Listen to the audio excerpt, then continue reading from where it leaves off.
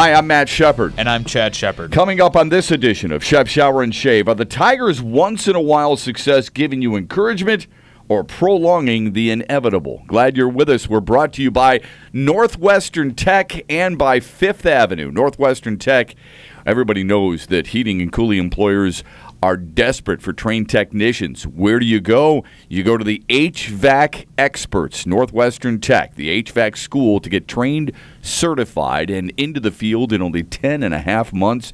You can call them at 248-358-4006. And by Fifth Avenue in Royal Oak, over 36 cold brews on tap. Great food, drink specials, a kitchen that is open until 2 a.m. No better place to watch the Tigers and any other sporting event with 40 HD TVs and a 14-foot HD projection screen.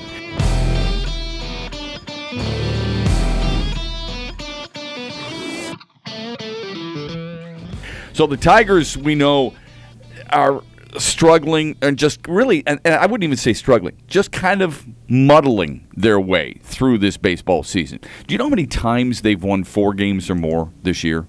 Once. Yeah, one time. They might have been the last team in baseball to establish a 4-game winning streak at any point of the season. So when they win some and lose some, when they look really good early against Cleveland, then look really bad against Cleveland, do you get even more frustrated? Is there an apathetic feeling for you about this team? Or, and this is a long-winded question, is there anticipation because you feel like they're going to be sellers? It gives me anxiety, to be honest with you, when they come out and they play well and they show what they're capable of, because that's what's so frustrating to fans is that this is not the Twins roster, right? This is not the roster of the overachieving Tampa Bay Rays of a few years back and things like that. Or even this year. Yeah, or even this year. This is a team that on paper should be a lot better than it is and is underachieved for not just this year but for a long extended period of time. So when you see the flashes and the glimpses of what they're capable of or what you think that they should be playing like on a more consistent basis, it just makes you scream at the TV, why can't you do this more often? But Chad, isn't every single team capable of this? I mean, right now, with where they are in their record, isn't every team capable? Think about it. Every Major League Baseball team is capable of winning. Right? I mean, they got major leaguers, for crying out loud. Why do we think, I don't want to say why we kind of fleeced into this belief, but why do we constantly refer to Detroit as a team with great talent? Well, they are. The expectations internally and externally are different for that team compared to what the Brewers were going into this year, compared to what the Twins were going into this year. And instead, when you look at the standings and they're closer to teams like the Reds and the Phillies, I don't understand. Why would you not have a different set of expectations for a team with a roster like that? Well, because we all knew that Victor Martinez was on the decline, okay? We knew there was a massive hole in center field. We know what Jose Iglesias and Nick Castellanos are to a certain extent, that they're good players, but they're not going to be revolutionary players, and that there's an offensive void behind the plate. Alex Avila has surpassed everybody's expectations. Isn't Toronto? I mean, Toronto's just as, if not more talented than the Tigers, and they're disappointing too. But we've talked about this thing coming to an end, this era or whatever in Detroit coming to an end. How long has Toronto even had this window open? 2 years ago, they were excited just to have a playoff game in the Rogers Center. They brought in Troy Tulowitzki. They had to move to get Josh Donaldson and guys like that. The emergence of pitchers like Marcus Stroman and Robert Osuna, who was in their bullpen and things like that. Happ actually had a really good year. Yeah, those guys step up, but their window has been 3 years open. The Tigers have been doing this for 10, 11, 12 years. That's my point. That's what's so frustrating. That's my point. The point is that they're at the end of the window, so why are we so surprised? They're at the end of the window. They've had a nice 10-year run. Why did we expect anything different? And by the way, Toronto's had a really good year out of Justin Smoke. Russell Martin's a pretty good player, right? I mean, Jose Bautista. They've got plenty of talent, too, and they've only got one more win than Detroit. Why is everybody so astonished? Why are we so surprised that this team is well below 500? Because I'm really not that surprised. I'm a little disappointed with certain individuals, but collectively as a team, I'm not surprised at all. I've never had, I said at the beginning of the year, I expected 78 wins out of this team. All right? Now, I'm not trying to toot my own horn here because I might not be right about that. But this is something that was on my mind for a long time because of how this team is A, built, and B, the age of the people that are supposed to carry them. It's just not built properly. Okay, but I'm not going to pretend like I walked into this season expecting them to win 95 games or that they're going to be dramatically different from another season. But that's not what you asked. You asked why, when we watch them play well, we get frustrated. This is what I'm saying. If you see the flashes of brilliance, that's when you're going to get frustrated. If they play like dog crap all year, you're going to expect them to play like dog crap. And I think a lot of people at the end of last year had a different taste in their mouth because Justin Upton was hitting home runs. Yeah. Justin Verlander was playing well. Michael Fulmer was still on fire. Yeah. They showed more life last August and September, and that maybe fans were naive for thinking that. They had a different set of expectations coming into this year. Now, the comparison against Toronto is apt because of how somewhat similar they are in the standings, but that's a different division, as we've talked about before. The AL East is much more difficult. So you can make the argument. Red Sox and the Yankees 18, 19 times, it's going to be difficult. You can make the argument Toronto is a better team with a similar record or the same record, just like I think the Lions could be a better team with a worse record this next year. They are next to each other in payroll. The Tigers are 4, the Jays are 5. That's about a $25 million difference in total payroll. So that's a good comparison in terms of expectations. But my point about the window being open longer for Detroit is that it's not a surprise to people that the window's being closed now. People have said going into the season for year after year after year, they got to, this is their last shot. They're going to punch right through right here. And heading into the season, the internal and external expectations were that they were making a final run at it. Not, okay, I really hope they put themselves within playoff barking contention so that we can have a nice send-off for some of these players. It was collectively realizing this is our last shot, now let's go get it. So if anything, that makes the disappointment that much more because it's clear to everyone. It's not the first year of a team being assembled. It's clear to everyone now or never, and they still can't do it. That's if you believe they were putting it together for another run. I think they were keeping it together because they had no other choice. But what's they did? Well, look, the Tigers, Alex Avila, because he's got a different set of priorities than the players immediately on that 25-man roster. What Al Avila was going to do is he was going to sell off as much as he possibly could. He just wasn't getting the asking price. There wasn't the interest that many people thought the Tigers would get. So because of that, he just kept it together, I believe, because he had no other choice. It's not like they were like, we're going to make one final run. But who performs here? The players perform. Read the preseason quotes from the players. They are glad to be back together for another year. They're glad to have another shot at it. They're glad it didn't get blown up. They're the ones who came out here and failed to execute. The fans didn't say, all right, let's pool our money together and take one more shot at this. Al Avila didn't say, all right, I'm putting my job on the line with you, Brad Ausmus. Let's pool everything we have together and take another shot at this. The players, once the roster was assembled, were excited and expressed that excitement about going after it. What else are they going to say? So I'm saying when they don't get the results that need to be backed up to have that kind of, to support those kinds of quotes, there's nowhere else to blame it on, and that's where the frustration mounts, because it's not about the way a team is philosophically built anymore. This is supposed to be good enough, what they have there. Maybe the bullpen, but the lineup is supposed, maybe the bullpen isn't, but the lineup is supposed to be good enough. The rotation is supposed to be good enough, and it's not there. I'm just telling you, with all due respect to people, if you thought this team was going to be anything more than it is right now, you're being played for a chump. Because there's no way anybody could have looked at this team the way, and you lose Cameron Maben from a year ago. There's no way you could have looked at this team and said, you know what, this team's got just a ton of talent, and they should contend for the division title. No way. The frustration is legitimate. But let's remember where we were in April. The expectation that you had. You're forgetting where we were in April when they went off to a hot start. Cleveland was sputtering, and no one took Minnesota for real. That's what people did feel, was that the division would be maybe something that could head back our way this year. It might not have been the best preseason expectation, and a preseason expectation is different from an in-season feeling or something like that. But we started this whole thing off with, when the Tigers are playing well, does it frustrate you? Does it make you want to sell those pieces off? Look, I guess in one sense, you're glad that those pieces are playing well because you'd like to sell higher. We wish we could go back to a year ago and sell the Verlander of a year ago as opposed to trying to sell the Verlander with a 4.96 ERA during this current season. That's not the case. But from the rest of the perspective, I just don't – it doesn't align for me the same way. Just remember this. There was a time in April where they lost 4 straight games, okay, and they went crashing down. They had a record of of like 12-9 or something like that. It wasn't anything all that special. There was actually a time in April where they lost 4 straight twice. So I'm not buying into the whole, well, remember how we felt in April. I remember how we felt after we beat the Red Sox 2 out of 3. That was like the second series of the season. This has never been a team that has captivated me. I'm strictly talking from a personal standpoint. Captivated me and fooled me to think that, well, you know what? I was wrong. This team's going to be a lot better than I thought. They don't have the capability to win 8 of 11, 9 of 12, 13 of 17. They just don't have that capability. They don't have the pitching. There's way too many question marks. And here's the really frustrating thing for me is that I went into this season thinking there's no way this team's going to be all that competitive, and a lot of it had to do with Justin Upton, and he's been dynamite. I mean, he's been really, really good. Now, you could blame the injury to Ian Kinsler, the injury to J.D. Martinez, a setback for Miguel Cabrera, who really hasn't been healthy all season long.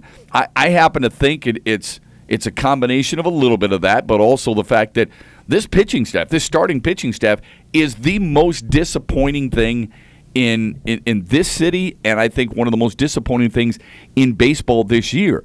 If that's where you're going, if that's the specific angle that somebody like you might want to take, then I'm all on board, because outside of the starting pitching, which I thought might be their strength with Fulmer and Verlander, and I thought Zimmerman would have a bounce-back season, and I thought Norris would take another step. I thought their starting 5 would give them a shot on a regular basis, and instead their starting 5 has been the biggest disappointment of this season. No, I agree, and we talked about that. You know, we've mentioned this before, philosophically, the way a team is built, and we've complained about it in the way they move around the bases and play defense, and we've complained about the way that the starting pitching staff is built philosophically as well. And but defensively, they've actually been better than I thought. Mikey Matuk has done a nice job in center. Justin Upton leads left fielders in defensive runs saved.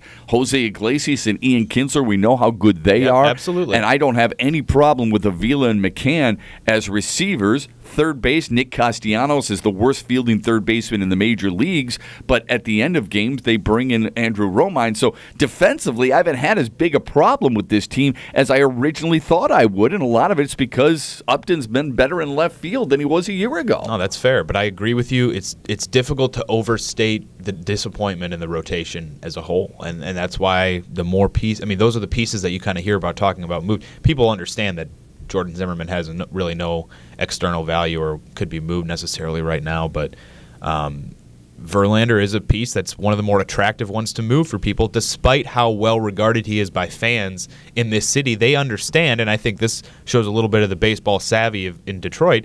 They understand the albatross of that contract through 2019, and that he represents a chance to not necessarily start over, but accelerate the rebuilding process a little bit. And we've talked about this a couple episodes in the past, but that's what excites me as a Tiger fan, and I think excites a lot of other fans, is they saw the small taste, the little eyedropper, if you will, of what kind of talent can be infused into the organization when you have a couple of attractive pieces to sell. And now that they're back in that position, I think fans really want to see that happen again. Would you trade for Justin Verlander? If I'm the Cubs or something like that? I mean, it depends on – I don't know the depth of their prospects all that well, I guess, to really vouch for that. But I think he fills a lot of needs for them with with Jake Arrieta and Kyle. I think it's Kyle Hendricks, both hitting free agency next year. Lackey's not been – John Lester, I think, hits free agency. Okay, maybe it's Lester and Arrieta then. Lackey's not – I'm sorry, it's Lackey and Arrieta. That's what it is. Okay. Well, whoever the two are who hit free agency, Arrieta's among them. Do you realize the name that I think Verlander checks a lot of boxes for teams like the Cubs, and if you have the surplus of prospects, I mean, this is why you build an internal structure the way you do, so that you can afford to pay a bigger ransom than maybe you'd normally want to pay, because you understand that this is a window and this is why you want to go for it. So it does make sense to me why a team like the Cubs might want it. Detroit would have to eat some of that contract, obviously. But why not? We're paying Prince Fielder. We're paying Justin Verlander when he's not. Just add it to the list. Well, the reason we'll be the Mets before we know it. I guess the reason I bring this up is when people talk about the different people you could get from the Cubs, the name that everybody brings up is Eloy Jimenez. And I'm not sure he's the number one prospect for the Chicago Cubs, but I'm not sure people recognize this. He's at high A. You don't know what you're getting. It's not like you're getting a guy there that you could plug into your lineup right away. This isn't necessarily Michael Fulmer or even Daniel Norris. I'm not saying he's not going to be as good as they are, because I don't know, but right now he looks very promising. I'm just telling you right now, if you think you're getting a guy who's going to jump into the major leagues and wear the English D, you're going to be very, very disappointed. Right. I think the acquisitions of Fulmer, Boyd, and Norris were almost a little unfair a couple of years ago, because they made people feel like, all right, you can just trade away these MLB All-Star caliber players and get back some guy who's a month and a half away from being a regular MLB. That's not the case. No. Those aren't regular everyday guys all the time. In terms of the Cubs prospect system, that's their number one guy, and I don't know quite where he ranks across baseball or how much they value him in other discussions with other teams. I'd imagine that the Tigers are not quite within range of asking for their number one prospect, but they do have 5 of their top 10 prospects overall are right-handed arms, including I think 2 of their top 4. So worth considering, worth looking at for sure. I mean, if the Cubs have to send back more than they think Justin Verlander can bring them in the interim, understanding that they could lose Lester, Arrieta, maybe others in the immediate future, then it doesn't seem like something they'd want to do. Obviously, it's a deal that has to make sense for both sides, and that's where fans get a little delusional sometimes in making up these fantasy deals that really aren't beneficial for the other team. Well, 4 of their top 7 prospects are pitchers. As a matter of fact, to be more specific, they're right-handed pitchers. I think Detroit is void of positional talent. So a guy like Jaime Candelario, who's a third baseman and or a first baseman, wouldn't be a bad pick for Detroit if indeed they feel like that's a guy who would fit within their system and could get called up relatively soon. But I think if you're looking at a Justin Verlander to a Chicago Cubs, the best situation you can get in if you're the Tigers is that you get the Cubs and a team like the Dodgers, for example, doing whatever they possibly can to get in a bidding war. Somebody's going to want that right now. The Dodgers, I bring that up because they have the 6th best minor leagues in baseball. Cody Bellinger, of course, was part of that. Brock Stewart. They've got a catcher by the name of Austin Barnes, who's supposedly a really good player. They've got an outfielder by the name of Alex Verdugo and a second baseman by the name of Willie Calhoun. Those are some encouraging names. You're not going to get Cody Bellinger, okay? I mean, I might consider doing that straight up, quite honestly. But I would like to see Detroit try to replenish some of the void that they have, middle infield-wise and outfielder-wise. I don't know how long it's going to take for certain guys like Christian Stewart to get to the major leagues.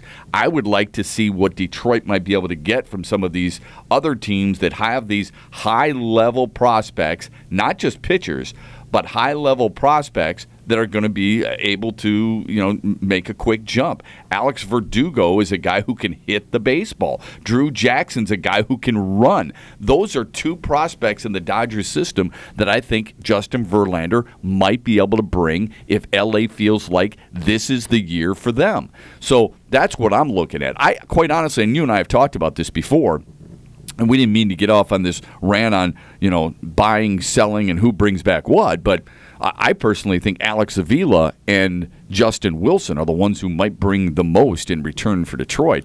Alex Wilson is a really valuable member at the back end of that bullpen. If you're a Tigers fan right now, you should be rooting for every single possible trade chip to get hot. You want Alex Avila to rip the cover off the ball. No and question. Maybe launch 8 home runs before the All-Star break. That'd be nice. Right. And he hasn't been doing that, by the way. I mean, look, he's been really steady, Chad. Don't get me wrong. He's still got hitting at a clip, well over 300, I believe, or right around that 300 mark. Yeah, but I think he's only 3 for his last 17 on this homestand, so that's a bit of an issue. Slowing down a little bit, but part of that is the role that he's going to be brought into. Exactly. The Cubs are a perfect fit for him because they just got rid of Miguel Montero. Obviously, they trust their starting catcher who's been handling a lot of their duties, but Avila is a left-handed bat, which is a perfect complement in what you want. If you recall a few years ago, the Tigers' backup catchers were guys like Brian Holiday because he had that right-handed bat with a little bit of pop, and Avila would represent the left-handed bat from that 8-hole or whatever the catcher was hitting at the time. So I see why he fits for the Cubs. And what's interesting in this whole discussion is about, we like to speculate a lot about prospects. What about MLB guys?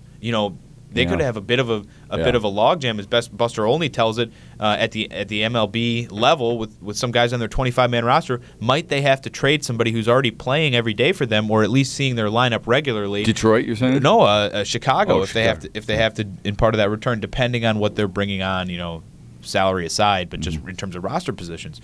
So baseball is really interesting. It's one of the most difficult, I think, sports to project those kinds of trades, and that's why a lot of these deals end up getting done in the winter off-season meetings, because you have to have a longer conversation to make them any sort of anything that's more likely to come to fruition. I think your point about Michael Fulmer, the expectation that Tigers fans have, we gave up Yoenis Cespedes, and look, we got back an ace. We got back the Rookie of the Year and an All-Star. That doesn't happen very often, and I don't think Detroit has, I could be wrong here, I hope I am wrong, the trading chips, per se, to bring that type of haul, if you will. If you can do it for Verlander, then that would be great. You're going to have to eat some of that salary. But again, I'll reinforce, I think Detroit needs some players who can play positions, your everyday players, rather than just pitching. That's the thing that's always bothered me. Detroit has focused so heavily on pitching when they draft, and then they've got to go out and find that, at the beginning of the season, 4/5 of their starting rotation are from somebody else. They didn't draft Michael Fulmer, Daniel Norris, Matt Boyd, or Jordan Zimmerman. All those guys came from somewhere else, and yet Detroit, year after year after year, concentrates on drafting pitching. I'd like to see some positional players come up through the system and be key contributors and do it for a long period of time. Look at what Boston has done. Boston's positional players are incredibly impressive. I mean, Andrew, but part of those came back from the haul where they shipped. Not everybody, and I'm not trying to discredit what your point is, because that's a perfect model to look at, but some of those guys came back in the deal when they sent Adrian Gonzalez out to L.A. and a couple other pieces. Okay, fair enough. But and Detroit needs to do something like that. Right. They need to get some of those guys. And granted, I'm bringing up names that are established major leaguers, so that's easy for me to say. It is not easy to do. Bogarts, Betts, Benintendi, Bradley Jr., guys like that. You can't expect organizations to do that every single year, but when's the last time Detroit's done it in general? Think about it for a minute. J.D. Martinez falling in their lap. Center field's a massive void. They don't have anybody. Justin Upton was somebody else's. Castellanos is Detroit's, but limited. That's exactly what I was going to say. One of the guys who's the biggest goat, one of the biggest goats on this team, Castellanos, is the last guy that they've really kind of developed and brought up from day one. Him and McCann. Right. Yeah, right. McCann is another one that I didn't necessarily think of. That's a good point. I mean, and so when you're talking about, when you and I use the phrase built in correctly, it's not just for the ballpark. I was talking with a member of the San Francisco Giants the other day, and I had asked him about the ballpark. It's the first time he had been at Comerica Park. He said it's a little like ours out in San Francisco in terms of length and so on and so forth. And he and I were talking about how teams get built, and he says, look, that's why we tried to gain as much speed as we can. We knew it's going to be really tough to depend on hitting the ball over the wall all the time. Well, that's why Nick Castellanos, J.D. Martinez, Miguel Cabrera get really frustrated with that ballpark. I'm not saying it's not a good ballpark or anything. I'm not making excuses for them. I love the ballpark. It's really nice. Don't love it as much as Tiger Stadium, but I love the ballpark. But it's really tough. The way this team is built, it's really tough to be consistent and hit the ball over the wall. We brought up Michael Fulmer, and he's an all-star. For the first time in his career, he's been Detroit's most dependable pitcher, not just starter, at 8-6 with an ERA of right around 3, a WHIP of right around 1. He's been absolutely phenomenal. Did it surprise you that he was the only all-star for Detroit? No, it didn't surprise me, just because of the depth of really high-quality players in baseball this year. I think looking at the Home Run Derby list, which we will get to at some point, talk a little bit more about the All-Star game. It's clear that there are exclusions, kind of across the board almost. And I think that the Tigers don't necessarily merit more All-Stars. I don't know that Alex Avila maybe had the at-bats or is having the impact on the team that would quite warrant it. And I thought it was a fair representation for a team that's struggling and doesn't deserve to have a lot of individual showing at that weekend. Isn't that the key? Isn't that the most important? Well, I'm just saying the team. Look, I don't think that's necessary. I don't think that's how people view it, especially because baseball is all about the votes, the fan voting. No, but look, Alex Avila is. I think he's deserving. I think Justin Upton is deserving. But are they more deserving? And does a team that is, at the time 9 games under the break even, are those teams? Do they deserve to have a backup? Is he better than Gary Sanchez, Alex Avila? Gary Sanchez is the backup catcher, for example. I think that's also a 2-year. I mean, we can take these one by one. I know that's not what you're necessarily trying to do, but that's also, I think, a 1.5-year award for Gary Sanchez. You're right. Who's caught fire last year around this time and wasn't able to be rewarded for it. I don't disagree with that at all. He is still batting .295, but he's got 30 bombs and 40 runs driven in. Doesn't take anything away from him. His numbers are, RBI-wise and home run-wise, better than Alex Avila. Right. Justin Upton, I think, was deserving of consideration. But is Justin Upton more deserving of Avisail Garcia, who through the first 2 months of the season many people thought was actually maybe even the MVP, Mookie Betts or Michael Brantley as reserves? No, they're not. Yeah. I think what we have a tendency to do in our market, and maybe we're not unique in this regard, is that we overvalue our players, and we think they're better than everybody else. And this is part of why I love baseball and hockey, and I think a lot of basketball fans would argue this point as well, although maybe I don't appreciate it as much because I didn't play the sport really at all. But I think baseball and hockey in particular, there's such a wealth of really good players. Mm-hmm. You can almost have different kinds of favorite players. My favorite left-handed relief specialist is. My favorite power hitting first baseman is. My favorite multi-position utility guy is. And there's it's like different genres of characters or animals or superheroes or something like that where there's really a depth of talent in all these different categories, and there are more categories as well. And I think that's something that's a little bit unique to baseball, but the depth of talent and the variety of talent that's in the game right now is awesome. And this gets a little more into the art of the sport, but the way the game can be played differently, not just by different teams or in different leagues with different sets of rules, but players who come from different nationalities, different countries. And it's talked about in baseball all the time, the flair that the Latin American players bring to the game, or players from certain countries might have bigger, louder celebrations or more triumphant home run trots or flashier catches, or they run the bases harder, things like that. I mean, you don't want to make it too nationalistic, but there are components to the game that you associate with certain nationalities or types of people or guys that fill certain roles. And the All-Star Game is as cool of an opportunity to look at that whole mosaic come together as there is in sports, and I love it for that reason. Do you you had brought up the Home Run Derby.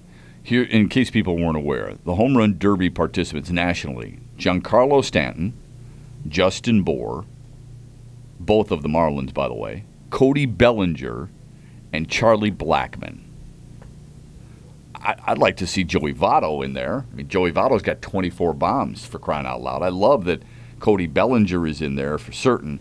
Is there a part of you that wouldn't mind? I mean, Giancarlo Stanton's got 21 homers, so cool. I got no problem with that. Plus, the guy hits the ball a mile, and people want to see him.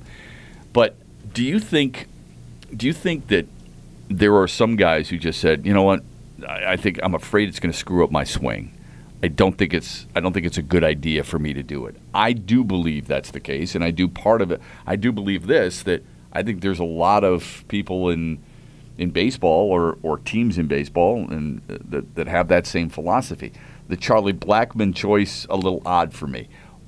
Who do you like in that National League Home Run Derby? First of all, do you like the Derby? Second of all, do you like that National League?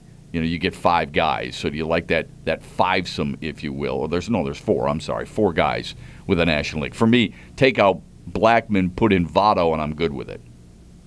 Yeah, it's tough to pick and choose who you want in this kind of thing, because there was a great article, I want to say last week, written by Jeff Passan on Yahoo that kind of tossed out the possible candidates, and it's just a fun little preview article, but it also gave a couple suggestions, and one that he put out there that was really fun was Ichiro. I know. Ichiro, playing at the age that he's playing, apparently still has legendary pull field power. And he just eschews that for slap singles and ways to get on base all the time, as he's done throughout his career. But I've never gone early, and this is why I like to go early to baseball games and watch batting practice if you can and things like that. Keep your own scorebook and all that kind of fun stuff. But I've never gone to see a game where the Tigers were playing the Marlins, or before that the Mariners, or one of those teams that Ichiro had been on. But apparently he puts on a show in batting practice. I'd like to see Jose Altuve. That'd be fun too, yeah. Wouldn't it? But he'll pull 6, 7, 8, 9 in a row to his pole field, and he'll go over the wall with them. And I think it'd be really fun to watch Ichiro do that. But of course, it's not a for fun, let's take a chance spectacle. It's guys that are for sure going to compete, guys that are for sure going to participate, and you want them to be dropping bombs. Well, look, in a perfect world, you want a guy like Bellinger, Stanton because of his power. He's still among the league leaders in the National League. Bryce Harper would be ideal, right? Right. So is Bryce Harper not participating in this just like LeBron not doing the dunk contest kind of in the NBA? I think so. I do agree with what you're saying about screwing up your swing. I understand that. I empathize with any player who doesn't want to participate as a result. I think for those superstar players, you should do it once. And if it's your home ballpark, I think you should do it once. You should do that for the fans. And if you're that worried about it, I would talk to guys that have been there and done it, or maybe dealt with it before, so you don't feel like you're all alone. But I wonder, we've talked in past episodes about hockey not doing a good enough job promoting its biggest, best players, making itself more marketable. I love this home run derby field. I like it a lot of the players. I'm a big baseball fan. I don't think this is a great list of recognizable and marketable names. No, it's not. And I wonder... Bohr and Blackman both have 18 bombs, but neither one of them turns your dial. Well, I wonder if there's going to be concern about that at all, because Miguel Sano is a heck of a player. He hits the cover off the ball, but he's quiet. He plays in Minnesota. Right. He's not known for his defense. Aaron Judge obviously has gotten a ton of attention with the Yankees, and Gary Sanchez. That's why you have 2 Yankees there. Mike Moustakas is a guy who was big in the World Series a couple years ago and has been hitting the cover off the ball for the last 6 weeks or so. Yeah, the American League, actually, it's a little more justifiable with the American League and who they have in their list. But let's face it, Major League Baseball, well, I shouldn't put it that way. Most people who are enamored with baseball right now would love to see the finals be either Stanton or Bellinger against Judge because of the towering home runs that all 3 of them can hit. Now, really, if you're looking for distance, it's Stanton against Judge. I mean, look at what Aaron Judge has done. Right. It's been unbelievable. He's captivated everybody. I don't care who you are. You know who Aaron Judge is. He's got 28 bombs, 329. We're talking about not just Rookie of the Year. We're talking about MVP numbers for a kid who is just at 6'7", 280, 85 pounds, just a massive kid. But everybody wants to see him play. And I don't care how old you are. If you've been following baseball, you've been captivated by this young man. Yeah, I agree. I understand. I'm not trying to take Judge out of there. I'd like to see George Springer actually in it. Yeah. I think George Springer deserves to be in it. I think Logan Morrison deserves to be in it, but I like your pick, actually. I would have loved to see Joey Votto in this because he's got some of the best bat control and pitch selection. Yeah. Not that matters a ton when you're taking BP.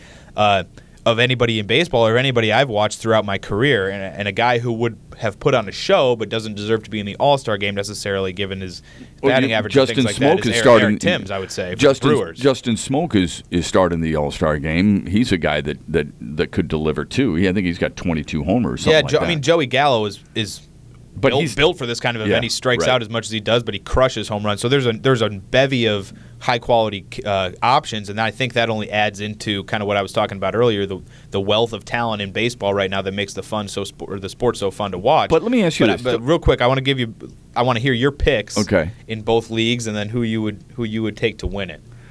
Well, I would like to see, as I mentioned, I mean, if you're going to put on a little bit of a more than just a home run, if it's got to be more than that, if it's got to be entertainment, if it's got to be a show, you wanted an Ichiro or an Altuve, I'm fine with it. But if you don't want to do that, if you just strictly want to look at guys, I can't wait to watch this guy hit a homer.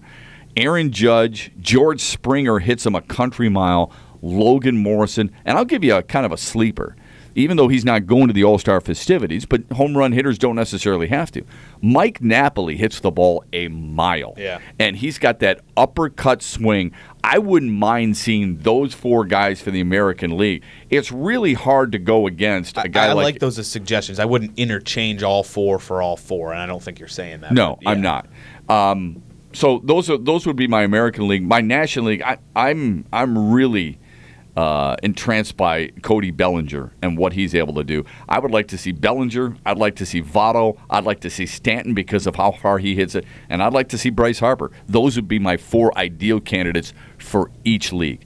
As far as the current ones, my finals, I'd like to see Judge for New York and Stanton just because of how far he hits it for the National League. Of course, he's won it before. Yeah, I think that would put on the best show. I think everyone's looking at this with Giancarlo Stanton as the betting favorite, and you kind of have to.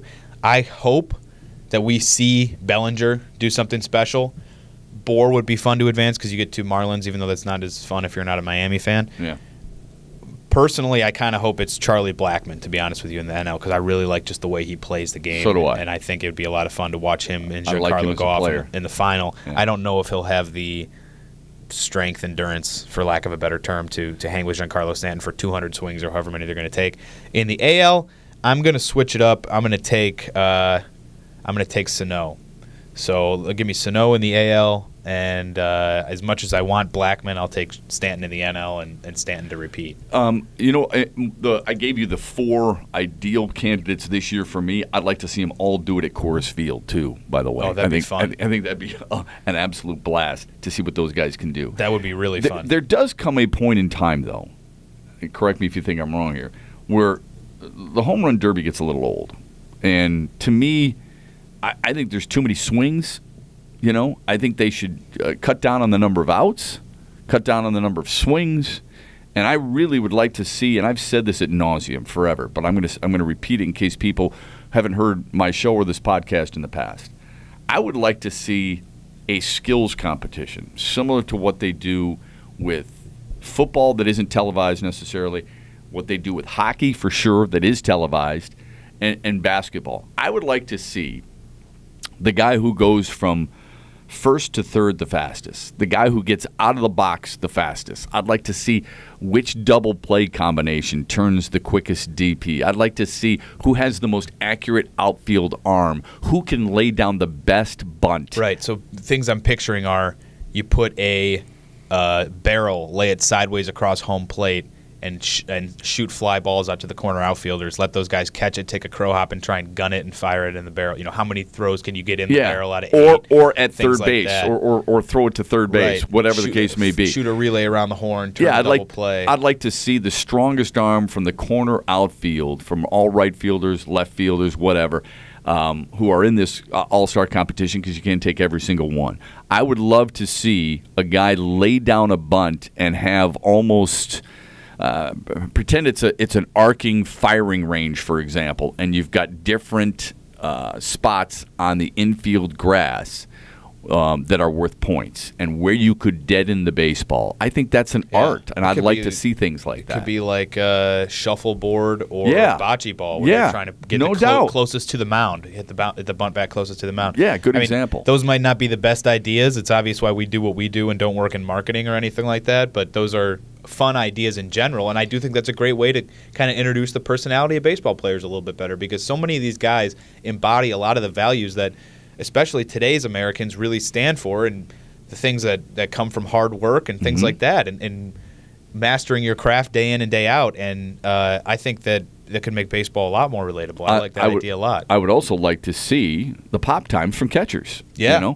See which catch. In case people don't know, pop time is basically by the time when you catch the ball and you throw it down to second base and it reaches the second base on a short you glove. Start that stopwatch when the pitcher begins his motion, and then the ball will reach home plate, and then you got to fire it back down to second to catch the runner. When you stop the clock when it hits the second baseman or shortstop's glove who's taking the throw. So give me the most accurate and the quickest release time for the catcher. And really good MLB catchers will have a 1.8 pop time or somewhere right around there. Right. Now, I think that would be really fun. I think that that kind of provides some things to baseball that maybe aren't there right now that are there for some other sports. And because baseball is such a stats-driven game and an analytics-driven game, it creates context for people who haven't played the sport or haven't played the sport at a high level to understand the difficulty for some of these things, so that when you hear about a pitcher's FPX rating or things like that, you maybe get it a little bit more.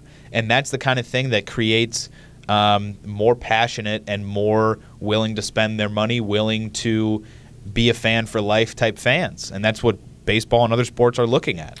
Imagine, if you will, a time where Trey Turner, Billy Hamilton, D. Gordon are being timed first to third.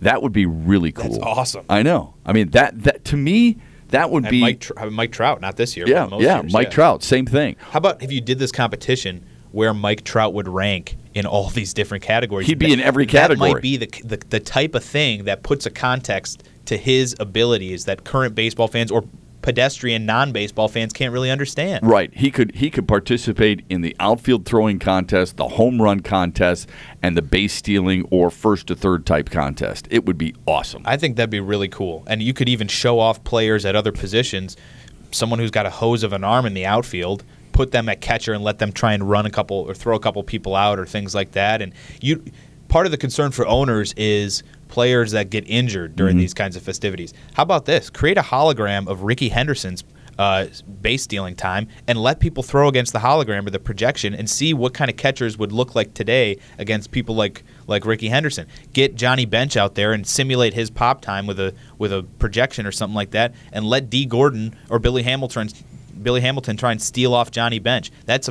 obviously technologically, there's no budget in my mind, but that's a pretty cool idea that I think is something that baseball just hasn't really shown a willingness to work towards those kinds of things. Well, everything is supposed to be made for television. Think about how that would come across on television. That would be unbelievable. People would lose it, I think. I mean, it would be must-watch TV. This is the difference, and we'll segue into our last topic right after this.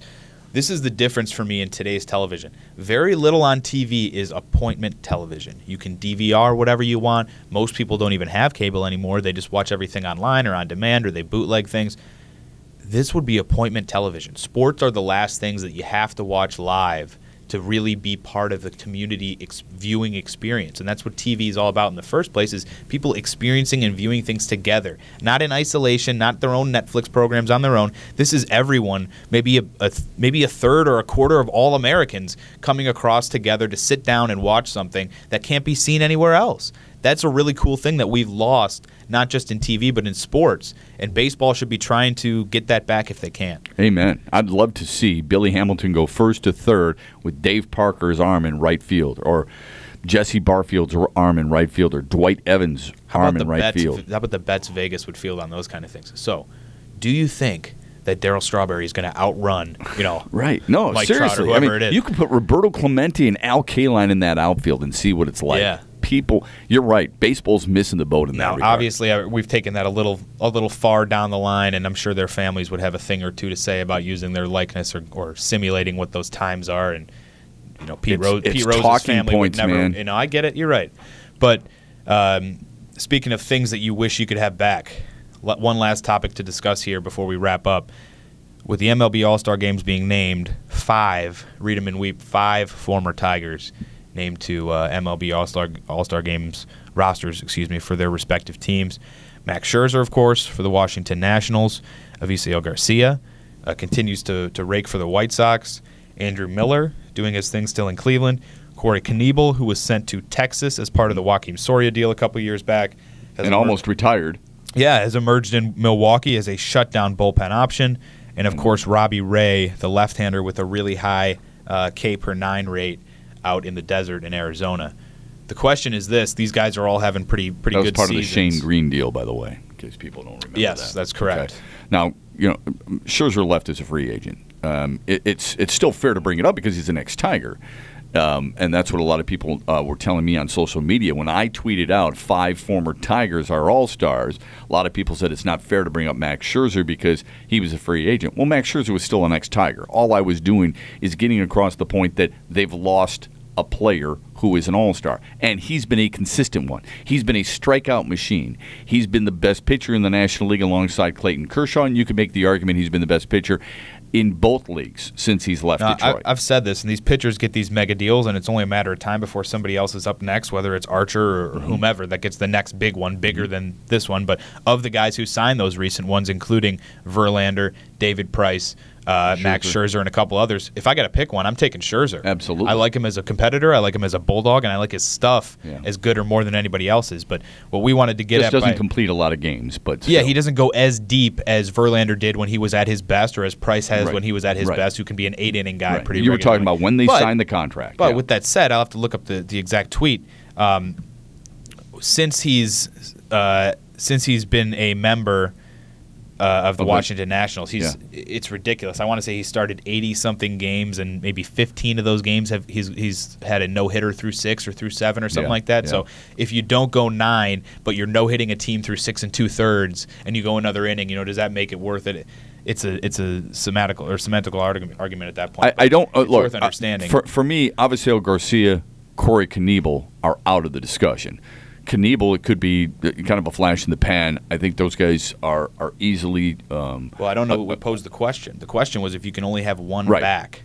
Right. Who would you want? Well, that's what I'm saying. I'm saying both those guys for me are out of the discussion. I've eliminated those two guys because Garcia. Look, I mean, it's been a long time coming, but it's the 1-year thing for me, and same thing with Knebel.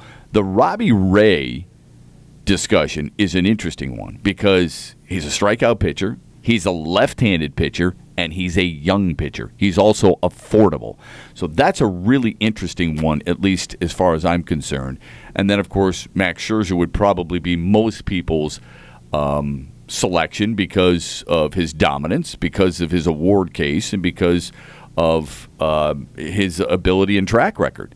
So, I mean, it's an interesting debate there that you have. I do agree with you that it really comes down to more. I would even take it more down to a 2-player discussion between Andrew Miller and Max Scherzer, and that's kind of the two that you would have to pick between. Miller's what they could use right now because he bridges that gap. That's an interesting question. We've talked about this with other topics, including Matt Stafford. It's not how much he's worth, it's how much he's worth to you. Right. So for today's Tigers, if you said your goal is still to make the playoffs for 2017, as unlikely as it seems, who does more for you in the immediate future between Miller and Scherzer? I don't know, because Scherzer's only out there every 5 days, and I don't know that you have enough time in the season. Maybe that hypothetical is just not good for this exercise. You're also in desperate need of a lefty in that bullpen. Obviously, Justin Wilson's been really good, but other guys, Daniel Stumpf has not performed the way you expected. Chad Bell has not performed the way you expected, so you could use a left-handed thrower in that situation. Andrew Miller's one of the more valuable guys out there, but Andrew Miller has stumbled at times this season as well. Yeah, and Frank Cohn has cited his own usage of him as a possible reason to that. You never know what's behind those comments. Maybe that's something to keep his confidence high. Maybe that's something he really feels. Okay, so narrow it down for me. Let's do it. Who's the one ex-Tiger who's an all-star this year that you would like to have back? For nostalgia and my own sake and everything, I'd probably say Max Scherzer. So would I. If I have to inherit the rest of that contract, give me Andrew Miller. Think about this. Max Scherzer has 10 wins, among the league leaders in the National League. He's got an ERA of 1.94. A lot of that has to do, by the way, with the National League, too. Right, Chad? I mean, the fact that he's facing National League teams / players / other pitchers. He's got a whip of .77. That's what he's got, a whip of .77. He's projected to win 20 games yet again. He's the guy I would take as well. Shep Shower and Shave, proudly brought to you by Fifth Avenue, always a premier destination in Royal Oak, with over 36 cold beers on tap. It is unrivaled weekends, unrivaled during the week as well, with a patio bar out there. Every Thursday, half-off wine, specialty cocktails, food specials as well. We're going to be out there Thursday with Mark Spindler, former Lion Mark Spindler. We invite you to come out. But no matter whether we're out there or not, Fifth Avenue, over 40 HD TVs, a 14-foot HD projection screen, and they're one-of-a-kind sports book viewing area. No better place to watch sports than at Fifth Avenue Tavern in Royal Oak. And by Northwestern Tech, HVAC is all they teach, so they've perfected their hands-on program for over 38 years. You want to get involved? Here's what you can do. You can go to Northwestern Tech, the HVAC school that works, by going to their website, northwesterntech.edu, or call them today, 248-358-4006. Schedule a tour. They're standing by and waiting to help you and your new career. Hey, Craig. Hey, what's up?